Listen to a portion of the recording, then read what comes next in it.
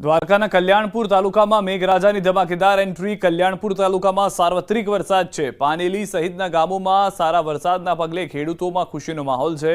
કલ્યાણપુર, પાનેલી, ભાટિયા, રાવલ, ટંકારિયા સહિતના ગામોમાં ધોધમાર વરસાદને કારણે ગ્રામ્ય વિસ્તારના નદી નાળા તેમજ ચેકડેમ છલકાઈ ગયા છે। મગફળી સહિતના પાકો માટે વરદાનરૂપ સારા વરસાદથી ખેડૂતોમાં ખુશીની લહેર જોવા મળી રહી છે।